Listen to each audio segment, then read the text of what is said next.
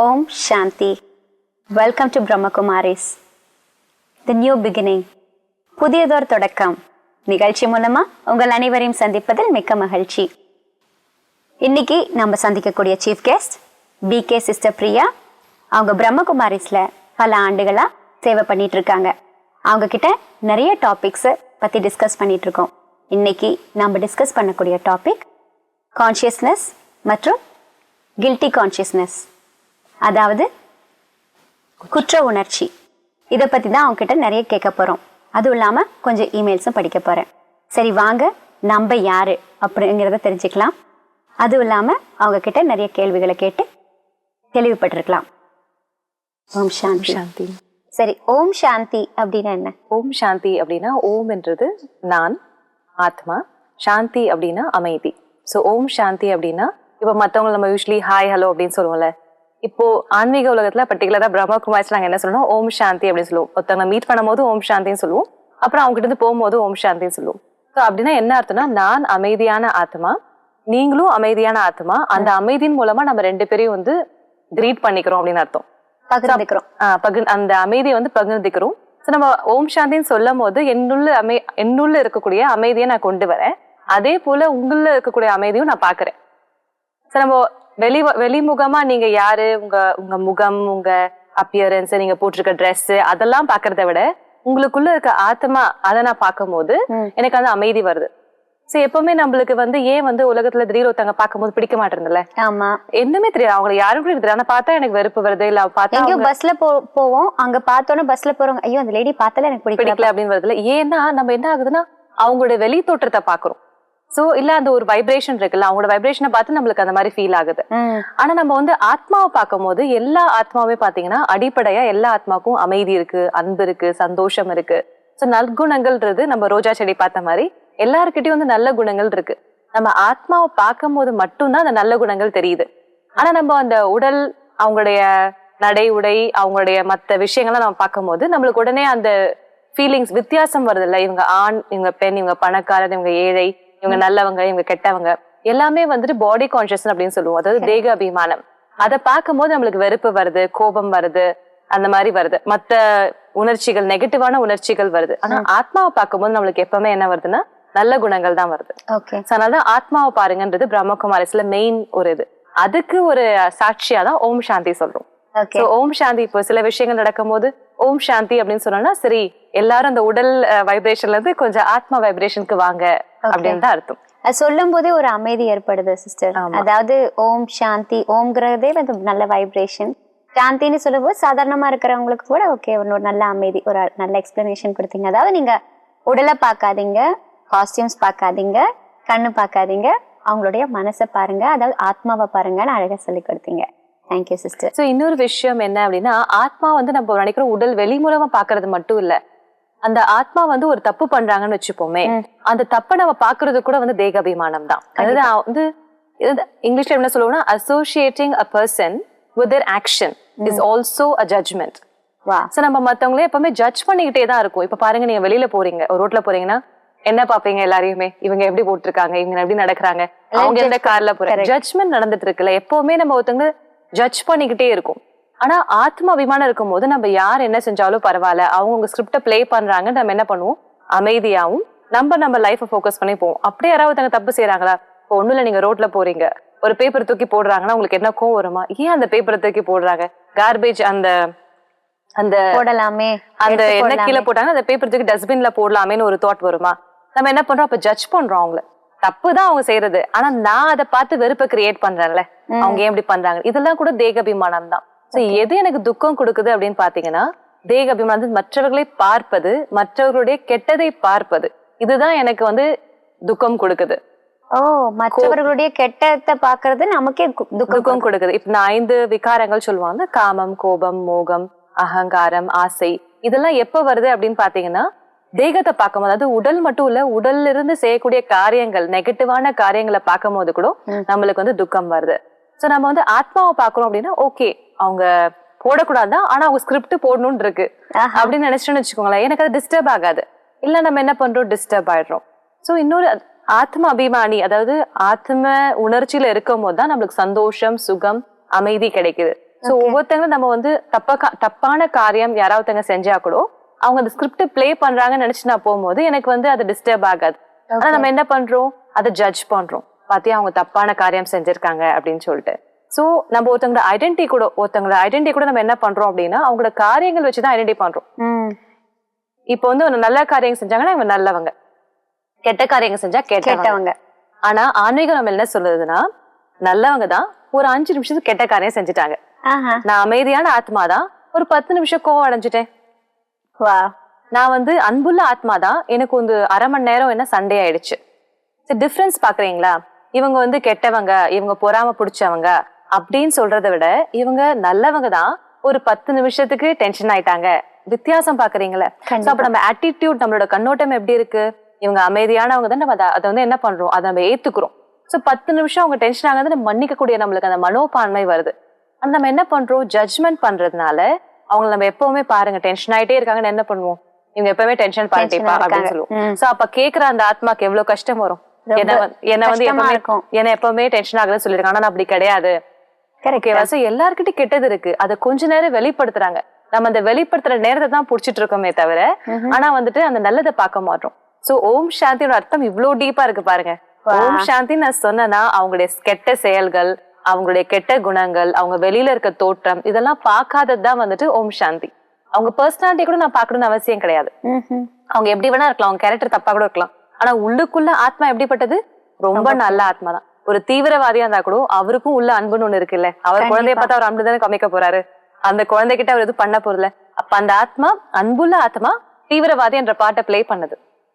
அந்த அன்பு ஒரு 10 நிமிஷம் அந்த குழந்தைகிட்ட காமிக்கிறாருல, தீவிரவாதியும் ஒரு அப்பாதான் இருப்பாரு, அவர் குழந்தைக்கு அன்பு காமிக்கலாம்ல. ஆனா நம்ம என்ன பாக்குறோம், அவர் தீவிரவாதின்னு தான் பாக்குறோம், அவருக்கு தண்டனை தான் நம்ம கொடுக்கணும்னு பாப்போம்.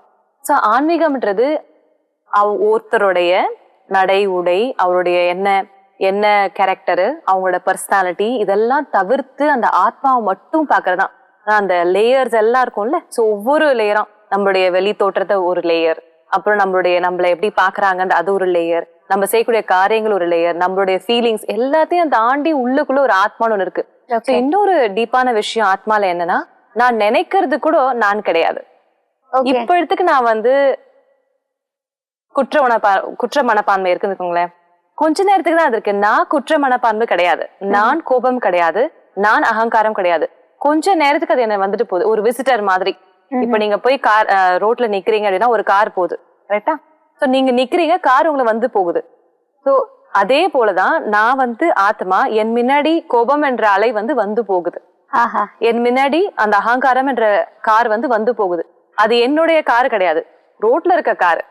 சோ கோபம்ன்றது என்னுடையது கிடையாது, அகங்காரம்ன்றது என்னுடையது கிடையாது, எந்த கெட்ட குணங்களும் என்னுடையது கிடையாது. அது என்கிட்ட கொஞ்ச நேரம் விசிட்டிங் மாதிரி பண்ணிட்டு போகுது. ஆனா நம்ம தான் இது என்னுடைய கோபம், என்னுடைய முகம், என்னுடைய அகங்காரம் அப்படின்னு நம்ம என்ன பண்றோம், அதை புடிச்சு வச்சுட்டு இருக்கோம். சோ அதே போல மத்தவங்களையும் நம்ம அந்த கண்ணோட்டத்தை தான் பாக்குறோம். அவங்க எப்பவுமே கோவப்படுறவங்க, அவங்க எப்பவுமே பொறாமப்படுறவங்க, அவங்க எப்பவுமே மத்தவங்க ஏமாத்திட்டு இருப்பாங்க. ஆனா அவங்க கிட்ட மத்த நல்ல குணங்கள் இருக்குல்ல. சோ ஆத்மாவை பாக்கணும் அப்படின்னா இவ்வளவு விஷயங்கள் அதுக்குள்ள இருக்கு. அவங்களுடைய பர்சனாலிட்டி, அவங்க எவ்வளவு கெட்டவங்களா இருந்தாலும் அதுக்கு மேல இருக்க ஒரு நல்ல விஷயத்த பாக்குறதுதான் ஓம் சாந்தி. ஓம் சாந்தின்னு சொல்லும் போது உடனே அந்த லேயர்ஸ் எல்லாம் கீழே இறக்கி விட்டுட்டு ஆத்மாவை மட்டும் அந்த சீட் அந்த விதைய மட்டும் பாக்குறது. ஓகே, அதுக்கு மேல இருக்கிற லேயர்ஸ் அந்த இதெல்லாமே எல்லாத்தையும் விடுங்க. உங்க மேல இருக்கிற அவுட்டர் லேயர், உங்க ட்ரெஸ், உங்களுடைய உடல், உங்க கண்ணு, இது எல்லாத்தையும் விட்டுட்டு அது அவங்க உள்ள இருக்கிற ஆத்மா, அந்த சீடை பாருங்க. அவங்க பேக்ரவுண்ட். இப்ப கடவுளை ஏன் எல்லாருக்கும் பிடிச்சிருக்கு சொல்லுங்க? ஏன் கடவுள் எல்லாருமே நல்லது பண்றாரு? நல்லது பண்றது ஒரு விஷயம், கண்டிப்பா கரெக்ட். அது கூடவே கடவுள் நம்ம முன்னாடி போகும்போதும் கடவுளோட பார்வை எப்படி தெரியுமா இருக்கும்? ஒரு ஏழை வந்து நின்னாலும் சரி, ஒரு 10 கொலையை பண்ணிட்டு வந்தவன் நின்னாலும் சரி, ஒரு சின்ன குழந்தை வந்து நின்னாலும் சரி, ஒரே மாதிரி பார்வை, சமநிலை பார்வை. சோ ஆன்மீகத்துல மெடிடேஷன்ல என்னன்னா அந்த சமநிலை பார்வைன்றது ரொம்ப ஒரு முக்கியமான விஷயம். சோ யார் என் முன்னாடி வந்து நின்னாலும் சரி, அவங்கள ஒரே மாதிரி, அவங்களுக்கு அதே அன்பு, அதே மரியாதை. இப்ப நம்ம பாருங்க, இப்ப கார்ல வந்து நின்னாங்கன்னா அவங்களுக்கு மரியாதை கொடுப்போம். இதே ஒரு பிச்சைக்காரர் வந்தா போ அப்படின்னு சொல்லிடுவோம். ஏன்னா நம்ம வெளி தோற்றத்தை பாக்குறோம், அவங்க பிஹேவியரை பாக்குறோம், அவங்களுடைய பேக்ரவுண்ட நம்ம பாக்குறோம். அதனால நம்மளுக்கு என்ன வருது, அவங்களுக்கு மரியாதை கொடுக்கணும் தோண மாட்டேங்குது. சொசைட்டிக்கு ஏத்த மாதிரி, அந்த பொசிஷனுக்கு ஏத்த மாதிரி நம்ம மரியாதை கொடுக்குறோம். ஆனா ஆன்மீகத்தை எப்படின்னா ஆத்மாக்கு ஏத்த மாதிரி மரியாதை. எல்லா ஆத்மாக்கும் மரியாதை ஒண்ணு. எல்லா ஆத்மாவும் ஒரே மாதிரி தானே, எல்லாருமே ஜோதி வடிவமான ஆத்மாக்கள் தான், புள்ளி ஆத்மாக்கள் தான். எல்லாரும் அன்பான ஆத்மாக்கள் தான், எல்லாரும் அமைதியான ஆத்மாக்கள் தான். ஸ்கிரிப்ட் தான் வேலை மாதிரி ப்ரே பண்றாங்க. உடல் அபிமானம் என்னன்னா அவங்க ஸ்கிரிப்ட பார்த்து நான் வந்து அவங்களுக்கு அன்பு மரியாதை கொடுக்குறேன். ஆத்ம அபிமானம் என்னன்னா அது அபிமானி அப்படின்னா சோல் கான்சியஸ்னஸ்.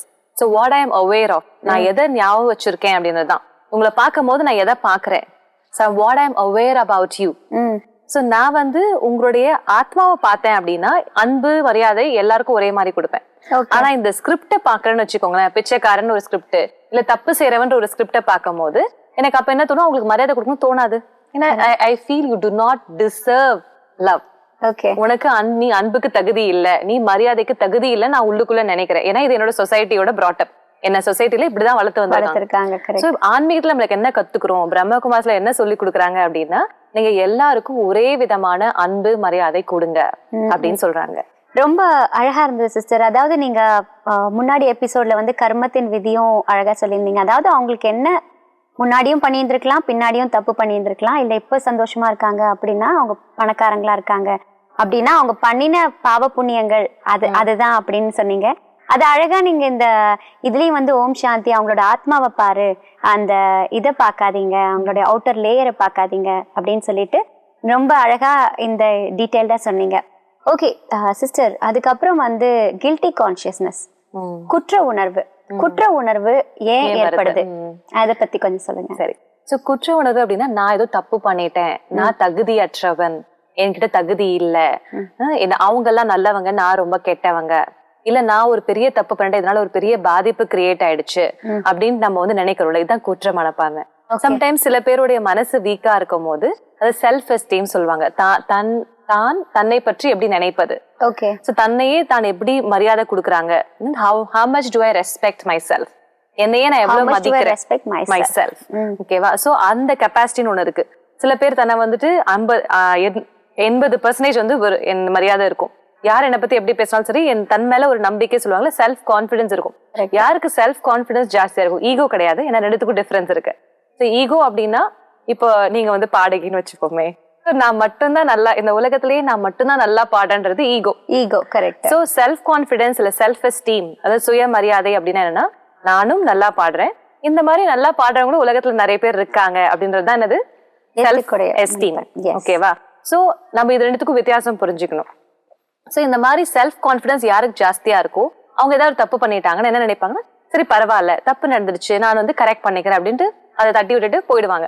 ஆனா செல்ஃப் கான்பிடன்ஸ் கம்மியா இருக்குன்னு வச்சுக்கோங்களேன், இன்ஃபீரியாரிட்டி காம்ப்ளெக்ஸ், அதாவது அவங்க தன்னை பத்தியே என்ன நினைக்கிறாங்கன்னா ரொம்ப குறைவா இருக்கு, என்னால எதுவும் செய்ய முடியாது, எனக்கு தகுதி இல்ல, அவங்க எல்லாம் ரொம்ப கெப்பாசிட்டி ஜாஸ்தி, அவங்க எல்லாம் ரொம்ப ஸ்மார்ட், ரொம்ப புத்திசாலி அப்படிலாம் நினைக்கிறாங்க வச்சுக்கோங்களேன். மத்தவங்களை உயர்த்தி தன்னை தாழ்த்துறவங்க தான் இன்ஃபீரியாரிட்டி காம்ப்ளெக்ஸ் சொல்லுவாங்க. ஆமா, அந்த மாதிரி இருக்கவங்க எப்போ ஒரு தப்பு செய்யறாங்களோ அப்படியே இன்னும் கீழே சரிஞ்சு போயிடுவாங்க, ஏதோ உலகமே முடிஞ்சு போன மாதிரி உட்காந்துருவாங்க. நிறைய பேருக்கு இருக்கு. ஆமா, ஏன்னா அதுல என்ன நம்ம பண்ணணும்னா முக்கியமான விஷயம் ஆன்மீகத்துல நம்ம ஃபர்ஸ்ட் என்ன கத்துக்கிறோம் அப்படின்னா இன்க்ரீஸ் யோர் வேல்யூ. அது உங்களை பத்தி நீங்க என்ன நினைக்கிறீங்களோ அதை அதிகரிங்க. வேல்யூன்றது வைரத்துக்கு நீங்க மரியாதை கொடுங்க, உங்களுக்கு நீங்க மரியாதை கொடுங்க. மத்தவங்க கிட்ட மரியாதை எதிர்பார்க்கறத விட உங்களுக்கே நீங்க மரியாதை கொடுங்க அப்படின்றதுதான் வந்து நம்ம ஆன்மீகத்துல ஃபர்ஸ்ட் கத்துக்கிறோம். சோ எப்ப அந்த ஹோம்ஒர்க் நம்ம செஞ்சு முடிச்சிட்டோமோ மத்தவங்க வந்து நான் தப்பு செஞ்சா கூட பரவாயில்ல, இது ஒரு லேர்னிங் லெசன், நான் ஒரு பாடம் கத்துக்கிறேன் அப்படின்னு சொல்லி முன்னேறி போவாங்க. ஆனா அந்த வேல்யூ எப்ப குறையுதோ, தன்னை மதிக்கலன்னு வச்சுக்கோங்களேன், சின்ன தப்பு கூட அப்படியே மனசெறிஞ்சு உட்கார்ந்து டிப்ரெஷன்ல போய் சூசைட் லெவலுக்கு கூட போவாங்க. கண்டிப்பா. ஏன்னா வந்து மனசு ரொம்ப பலகீனமா இருக்கு. மத்தவங்களும் இப்ப இருக்க காலகட்டத்துல மத்தவங்களை பாத்துக்கிறதுக்கு யாருக்குமே டைம் இல்லை, எல்லாரும் அவங்கவுங்க வேலையில பிஸியா போயிட்டு இருக்காங்க. தான் ஒரு சின்ன தப்பு பண்ணிட்டாங்க, சரி ஏதோ ஒரு உடைச்சிட்டாங்கன்னு வச்சுப்போம், இல்ல யாரோ சொன்னதை செய்ய முடியல, இல்ல வந்துட்டு அவங்க மறந்து போயிட்டாங்க ஒரு விஷயத்த, சின்ன சின்ன தவறுகளை தெரியாம ஏதோ பேசிட்டாங்க, இல்ல செஞ்சு முடிக்கணும் வேலையை முடிக்க முடியல டைம்ல, இல்ல மத்தவங்களை பார்த்து பயந்து அவங்க வந்து செய்யல, ஏதோ எக்ஸாமினேஷன் ஃபெயிலியர், அது ரொம்ப காமன். இல்ல உறவுகள்ல வந்து ரொம்ப டென்ஷன் இருக்கு, இல்ல உறவுகள்ல ஒருத்தங்க கணவன் மனைவியில புரிஞ்சுக்கிறது இல்ல. எப்ப வந்து நம்ம செல்ஃப் கான்பிடன்ஸ் வந்து குறையுதோ அப்பதான் நம்மளால வந்து தவறுகளை வந்து ஏற்க மனம் இல்லை. கரெக்ட். அப்ப மத்தவங்க நம்ம பரவாயில்லன்னு சொன்னா கூட நம்மளே மனசு நொந்து போயிடுவோம். நம்ம அவங்க போய் சொல்றாங்கன்னு நினைக்கிறோம். ஆனா நம்ம வந்து சொல்லுவாங்க, அவங்க நம்மள கம்ஃபர்ட் பண்றதுக்காக சொல்றாங்க, இல்ல பரவாயில்லங்க நமக்கு தெரிஞ்சவங்க நம்ம ஃப்ரெண்டு ரிலேஷன் இவங்க சொல்றாங்க, அது போய் அப்படின்னு வேற நினைச்சுக்கிறோம். சோ நம்ம அதுதான் பாருங்க, ஏன்னா செல்ஃப் கான்பிடன்ஸ் வந்து ரொம்ப இம்பார்ட்டன்ட். ஆன்மீகத்துல இதுதான் நம்மளோட மெயின் பிராப்தியே என்ன அப்படின்னா தன்னை அறிதல், தன்னை சக்திசாலியாக வைத்துக் கொள்ளுதல் எந்த ஒரு சூழ்நிலையிலையும். இதுதான் வந்து ஆன்மீகத்தினுடைய பெரிய பெரிய ஒரு பலன். பிரம்மகுமாரிஸோட ஃபர்ஸ்ட் லெசனே இதுதான். நான் யாரு, நான் யாருன்னு தெரிஞ்சுக்கிட்டா நான் ஒரு அழகான ரொம்ப சக்திசாலியான ஆத்மா, அமைதியான ஆத்மா அப்படின்னு நம்ம நினைக்கும் போது, என்னை பத்தியே நான் தெரிஞ்சுக்கும் போது என்னோட மனது, என்னுடைய புத்தி, என்னுடைய பர்சனாலிட்டி மேல எனக்கு ஒரு கண்ட்ரோல் வருது. அப்ப மத்தவங்க கிட்ட போறதை விட நான் என்னை பத்தி யோசிக்க ஆரம்பிக்கிறேன். சோ இப்ப இந்த குற்ற மனப்பான்மை ஏன் வருது அப்படின்னா, நான் வந்து ஓகே பெரிய தப்பு செஞ்சிருக்கலாம், ஆனா அதை வந்து எந்த கண்ணோட்டத்துல நான் ஏத்துக்கிறேன் அப்படின்றதுதான் இம்பார்ட்டன்ட். சோ நான் அது ஒரு சரி நம்ம கத்துக்கலாம், ஒரு பெரிய விஷயம் இல்ல அப்படின்னு எடுத்துக்கும் போது மனசு லேசுவாயிடுது. Okay okay okay okay. குற்ற மனப்பான்மை பத்தி ஒருத்தங்க இமெயில் அனுப்பிச்சிருக்காங்க. அதாவது அவங்களுக்கு ஒரு சின்ன பிரச்சனை இருக்கு. நீங்க உங்களுடைய பிரம்மகுமாரி மூலமா ஒரு தீர்வு சொல்ல முடியுமா? கண்டிப்பா. இவர் வந்து சுதாகர் வந்து ஓமன்ல இருந்து எழுதியிருக்காரு. அவர் என்ன எழுதியிருக்காருன்னா, வாழ்க்கையில் நான் செய்த சிறு சிறு தவறு எனது வாழ்க்கையை மாற்றி விட்டது. அதாவது நிறைய சின்ன சின்ன தவறு வந்து அவர் வாழ்க்கையை மாத்திருச்சான். அதனால் அதனை நினைத்து வருந்துகிறேன். மேலும் எனது மனநிலை இதனால் குழப்பம் அடைந்திருக்கிறது. நடந்தவையை நினைத்து நான் எதற்கும் உதவாதவன் என்ற எண்ணம் எனக்குள் ஏற்படுகிறது. இந்த நிலையிலிருந்து நான் விடுபட்டு மீண்டும் புது வாழ்க்கையை துவங்க நான் என்ன செய்வது? வா, நல்ல கேள்வி. சோ என்ன பண்ணணும் அப்படின்னா, இதுக்கு நம்ம வந்து தெரியுது, நம்ம பார்த்த மாதிரி ஃபர்ஸ்ட் குற்ற மனப்பான்மை வந்து நம்ம ஃபர்ஸ்ட் நீங்க செக் பண்ணணும், என்னோட கான்ஃபிடன்ஸ் லெவல் எவ்வளவு இருக்கு. ஓகேவா? சோ இப்ப நான் வந்து சம்டைம்ஸ் நம்ம நல்ல கான்ஃபிடென்ட்டா இருப்போம், ஆனா ஒரு பெரிய தப்பு செஞ்சிட்டோம்னு வச்சுப்போமே, அப்ப நம்ம என்ன பண்ணுவோம், அதாவது ஒரு ஃபீலிங் கூட கொஞ்ச நேரம் பண்ணா போதும். நான் தப்பு செஞ்சுட்டேன், இதுதான் ஆயிடுச்சுன்னு போய் நம்ம அவங்க கிட்ட மன்னிப்பு கேட்டுட்டு அதுக்கப்புறம் அதை என்ன பண்ணணும், விட்டுறணும். சோ அது வந்து ரெக்கவரி மோடுன்னு சொல்லுவோம். நம்ம ஒரு விஷயம் நடந்துச்சுன்னா எவ்வளவு சீக்கிரத்துல நீங்க திருப்பி நார்மலா ஆகுறீங்க. சில பேருக்கு வந்து அது 5 வருஷம் கூட ஆகலாம், சில பேருக்கு வந்து 5 நாள் ஆகலாம், சில பேருக்கு 1 நாள், சில பேர் வந்து 5 நிமிஷத்துல ரெடி ஆயிடுவாங்க, சில பேருக்கு 5 செகண்ட் போதும். ஓகே தப்பு பண்ணிட்டேன்னா நோ ப்ராப்ளம். ஆனா அது வாட் நெக்ஸ்ட் அது வந்து மத்தவங்களுக்கு வந்து நம்ம மத்தவங்க இன்வால்வ் ஆயிருந்தாங்கன்னா அதை நம்ம மன்னிப்பு கேட்கணும், அவங்க கிட்ட சின்சியரா கேட்கலாம். அப்படி மத்தவங்க இன்வால்வ் ஆகல, என்ன மட்டும் சம்பந்தப்பட்டிருக்குன்னா நான் என் மனசையும் நான் ரெடி பண்ணிக்கணும். நடந்தது நம்ம மாத்த முடியாது. கரெக்டா? ஒரு பேப்பர்ல நீங்க வந்துட்டு டாட் போட்டீங்கன்னா, ஒரு வாட்டி டாட் போட்டீங்கன்னா ஓகே அழிச்சிடலாம், ஆனா நிறைய வாட்டி டாட் ஆயிடுச்சுன்னா புள்ளி போட்டுட்டே இருக்கீங்க அப்படின்னா அழிக்க முடியுமா? முடியாது, கஷ்டம். அப்ப என்ன பண்ணிருக்காருன்னா, இவரு ஒரு வாட்டி தான் குத்தம் நடந்திருக்கு. ஓகேவா? இவங்க மனசுல நிறைய வாட்டி அது போகி நான் தப்பு செஞ்சுட்டேன் அதனால நான் தகுதி இல்ல, நான் தகுதி என்ன ஆயிடுச்சு, அந்த புள்ளியே நிறைய வாட்டி மனசுக்குள்ள எழுதுறாங்க. ஓகே, அதெல்லாம் என்ன ஆயிடுது, அழிக்க முடியல. அதனாலதான் மனசு வந்து ரெக்கவர் ஆக மாட்டேங்குது. ஒரு விஷயத்து நடந்தது அப்படின்னா அதை அக்செப்ட் பண்ணி சரி ஓகே நான் ஏத்துக்கிட்டு நான் தப்பு செஞ்சுட்டேன், பரவாயில்ல நான் கத்துக்கலாம், ஏன்னா லைஃப்ல எல்லாரும் தப்பு செய்யதான் செய்யறாங்க, இதுல என்ன பாடம் இருக்குன்னு முன்னேறி போறதுக்கு பதிலாக திருப்பி நான் தப்பு செஞ்சுட்டேன் அப்படின்னு தன்னையே என்ன பண்ணிக்கிறாங்க, பின்தாங்கிக்கிட்டு தன்னையே வந்து ரொம்ப வந்து தாக்குறாங்க. தனக்கே வந்து என்ன சொல்லுவாங்க, தர்மராஜா அப்படின்னு சொல்லுவாங்கல்ல, தன்னையே வந்து ஒரு ஜட்ஜ் ஆகி அவங்களே வந்துட்டு திருப்பி கூண்டுல ஏத்துறது. ஓகே, நீ இப்படி பண்ணிட்டல்லன்னு சொல்லிட்டு பண்ணிருக்க கூடாது அப்படி இப்படின்னு அதை பத்தியே நிறைய யோசிக்கிறாங்க. ஆமா, அது மாதிரி பண்ணும்போது என்ன ஆகுதுன்னா, மனசு வந்து குற்றவாளி என்ற ஃபீலிங் வந்து ஒரு வாட்டி பண்றது இல்ல, நிறைய வாட்டி ஃபீல் ஆகுது. அதனால என்ன ஆயிடுது, ரெக்கவரி மோடே வந்து ரொம்ப கம்மியாயிடுது. அதனாலதான் நிறைய பேர் என்ன ஆயிடுவாங்க, ரொம்ப வந்துட்டு நிறைய விஷயங்களை வந்து மனசுக்குள்ள சேர்த்து வச்சு அது காலங்காலமா அவங்க மனசுல உட்கார்ந்துட்டு இருக்கும். இதான் அங்க ஃபாரின்ல வந்து யுஎஸ்ல நிறைய வந்து ஹீலிங்னு சொல்லுவோம், ஹீலிங் த பாஸ்ட். அது பழசிய விஷயங்களை எப்படி வந்து ஹீல் பண்றது, எப்படி வந்து சரி பண்றது அப்படின்றது ஒரு பெரிய டாபிக். அந்த டாபிக் நீங்க வச்சீங்கன்னா அப்படியே ஒரு 50-60 பேர் வந்துருவாங்க, சின்ன கிளாஸ் ஆனா கூட நிறைய பேர் வந்துருவாங்க அதுக்கு. ஏன்னா அந்த நிறைய ஹீலிங் வந்து நிறைய பேருக்கு தேவைப்படுது. முன்னாடி உடல்ல வந்து ஹீலிங்னு சொல்றோம். சோ அதே போல மனசுக்கும் ஹீலிங் தேவைப்படுது. மனசுக்கு ஏன் ஹீலிங் தேவைப்படுது அப்படின்னு பார்த்தோம்னா, மனசு வந்து உட்காந்து ஸ்டோர் பண்ணி வச்சுக்குது எல்லா விஷயத்தையுமே. சோ எவ்வளவு தூரம் கெட்ட விஷயங்களை ஸ்டோர் பண்ணதோ அவ்வளவு தூரம் மனசு வந்து பாரமா இருக்கு.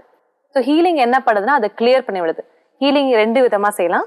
ஒண்ணு, இந்த மாதிரி தன்கிட்ட அன்பா பேசி ஞானத்தை யூஸ் பண்ணி, இப்ப நம்ம பண்றதெல்லாம் ஞான பாயிண்ட்ஸ், இந்த பாயிண்ட்ஸை நம்ம யூஸ் பண்ணி மனசை வந்து லேசுவாக்கலாம். பரவாயில்ல, ஏத்துக்கிட்டு ஒன்னும் பிரச்சனை இல்லை, நம்ம கத்துக்கலாம், இது பாஸ்ட் இஸ் பாஸ்ட் அப்படின்னு சொல்லி நடந்து போச்சு அப்படின்னு ஒரு புற்றுப்புள்ளி வச்சு ஏத்துக்கலாம். இது ஒரு சொல்யூஷன். இன்னொரு சொல்யூஷன், கடவுள்கிட்ட தன் மனசை கொடுத்து அவரை வந்து ஹீல் பண்ண செய்யலாம். சோ கடவுள் வந்து ஆபரேஷன் பண்ண சொல்லலாம். உடல் வந்து டாக்டர்ஸ் வந்து ஆபரேஷன் பண்ணுவாங்கல்ல உடலுக்கு, சர்ஜரி. கடவுள் வந்து சுப்ரீம் டாக்டர். அவரை வந்து மனசு அவர்கிட்ட கொடுத்து நீங்க என் மனசை சரி பண்ணுங்க அவர்கிட்ட அன்பினோட கிரணங்கள், அவர்கிட்ட ஹீலிங் ரேஸ், அவர்கிட்ட ஹீலிங் கிரணங்கள் வாங்கி, அவர்கிட்ட மன்னிக்கும் கிரணங்களை பகவான் கிட்ட வாங்கி அதன் மூலமா நம்ம மனசை சரி பண்ணலாம். ஸோ மனசுல அந்த ஹீலிங் நடந்தாதான் நம்ம அமைதியும் சந்தோஷமும் தூய்மையும் வரும். ஓகே. சோ தூய்மை தான் அன்புக்கும் அமைதிக்கும் சந்தோஷத்துக்கும் தாயின்னு சொல்லுவாங்க. சோ இப்ப மனசுல தூய்மை இல்ல, ஏன்னா இந்த விஷயம் எல்லாம் உள்ள உட்கார்ந்து கெட்டது தானே உள்ள உட்கார்ந்துட்டு இருக்கு. அப்ப தூய்மை இல்ல தானே மனசுக்கு. தூய்மை இருந்தாதான், மனசு கிளியரா இருந்தாதான் அன்பும் அமைதியும் ஆத்மாக்கு அனுபவமாகும். சோ இவருக்கு கொடுக்கக்கூடிய சஜஷன் என்னன்னா, ஃபர்ஸ்ட் பாஸ்ட் இஸ் பாஸ்ட், நடந்து போச்சு.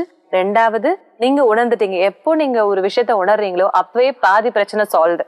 நீங்க தப்பு செஞ்சு உணர்ந்துட்டீங்கல்ல, 50% கர்மா முடிஞ்சு போச்சு. பாதி பேர் தப்பு செஞ்சோடனே தெரியாம சுத்திட்டு இருக்காங்க. சோ நம்ம பண்ண தப்ப உணர்ந்துட்டாலே பாதி கர்மம் முடிஞ்சு போச்சு அதுல. ஓகே. ஏன்னா அதுதான் realisation is a very important step in healing. So நான் தான் தப்பு செஞ்சிருக்கேன்னு ரியலைஸ் பண்ணாவே 50% முடிஞ்சிச்சு. அப்ப ஹாஃப் ப்ராசஸ்ல இருக்கும் நம்ம. மூணாவது, இந்த கொஸ்டினுக்கு மூணாவது சொல்யூஷன் என்னன்னா, பகவான் கிட்ட மனசை கொடுக்கலாம், இல்ல நீங்களே உங்ககிட்ட அன்பா பேசி உங்க ஹீலிங் செஞ்சுக்கலாம். நாலாவது, எந்த ஒரு விஷயத்தையும் பெருசா அப்படியே சீரியஸா எடுக்கணும்னு அவசியம் இல்லை. டேக் இட் ஈஸி, லேசா எடுத்துக்கலாமே. உலகத்துல எத்தனை பேர் தப்பு பண்றாங்க, அதெல்லாம் நம்ம கத்துக்கிட்டு மேல முன்னேறலாம். ஸோ டேக் இட் ஈஸி ஒரு பாலிசி எடுத்துட்டு வந்தோம் அப்படின்னா, நான் எல்லாத்தையும் லைட்டா எடுத்துக்கிறேன். எல்லாத்தையும் இங்கிலீஷ்ல சொல்லுவாங்க, டோன்ட் டேக் இட் பர்சனலின்னு சொல்லுவாங்க. எல்லாத்தையும் ரொம்ப பர்சனலா எடுத்துக்காதீங்கன்னு. ஏன்னா பர்சனலா எடுத்துக்கும் என்ன ஆகுதுன்னா, நான் அப்படியே உள்ளுக்குள்ள நான் ஏதோ கெட்ட ஆத்மா அப்படியே ஒரு ஜட்மெண்ட் பிளேஸ் போயிடுது. அது கூண்டுல ஏத்திடுறோம் நம்ம ஆத்மா. கூண்டுல ஏத்தக்கூடாது. அது நம்ம அடிக்கடி நம்ம எடுத்துட்டு போயிட்டு இந்த ஜட்மெண்ட்ல போடக்கூடாது நம்மள. சரி பரவாயில்ல, லைட்டா எடுத்துட்டு போயிட்டோம்னா நம்மளுக்கு பிரச்சனை இருக்காது. அதாவது நம்ம பண்றது ஓகே, நம்ம புரிஞ்சுக்கிட்டு நம்ம அதுல இருந்து வெளிவர பாக்கணும் அப்படிங்கிறீங்க. ரொம்ப அழகா இருந்த சிஸ்டர். நீங்க சொன்ன எக்ஸாம்பிள் ஒரு பேப்பர்ல ஒரு டாட், தப்புங்கிறது ஒரு டாட் தான், திருப்பி திருப்பி நினைக்கிறது பல டாட் மாதிரி. அதை நம்ம நீங்க ஈஸியா வெளிவர பாருங்க. இதுக்கு நம்ம பாசிட்டிவா நினைக்கலாம், இல்ல கடவுளோட எனர்ஜி எடுத்துக்கோங்க அப்படின்னு சொன்னீங்க. இது எப்படி கடவுளோட எனர்ஜி எடுத்துக்கிறது அப்படிங்கறது நீங்க எங்களுக்கு சின்ன மெடிடேஷன் மூலமா செஞ்சு காமிக்கிறீங்களா? கண்டிப்பா. நான் இப்பொழுது என் மனதை தியானத்திற்கு கொண்டு செல்கிறேன். நான் என்னையே பார்க்கிறேன். என் இரு புருவங்கள் மத்தியில் உள்ள ஆத்மாவை நான் பார்த்து கொண்டிருக்கிறேன். என் வாழ்க்கையில் நான் பல தவறுகள் செய்திருக்கலாம், ஆனால் அதை அனைத்தும் நான் மன்னித்து விடுகிறேன். என்னையே நான் மன்னித்து விடுகிறேன். ஏனென்றால் நான் ஒரு சிறந்த ஆத்மா. என்னுள் பல சிறப்புகள் உள்ளது. என் தவறுகள் என் வாழ்க்கைக்கு ஒரு பாடமாக அமைந்துள்ளது. என் மனதை நான் மன்னிக்கும் உணர்ச்சியில் கொண்டு செல்கிறேன். என் தவறுகளையும் குறைகளையும் நான் ஏற்றுக்கொள்கிறேன். நான் இறைவனின் சக்தியை எடுத்து என் ஆத்மாவை மன்னித்து விடுகிறேன். இறைவனின் சக்தி என்னை தூய்மை ஆக்குகிறது. ஓம் சாந்தி. ஓம் சாந்தி சிஸ்டர். ரொம்ப சிறப்பா இருந்தது உங்களுடைய தியானம். இன்னைக்கு டாபிக்கும் ரொம்ப இன்ட்ரெஸ்டிங்கா இருந்தது. மேலும் அடுத்த நிகழ்ச்சியில தொடரலாம். ஓம் சாந்தி. சாந்தி.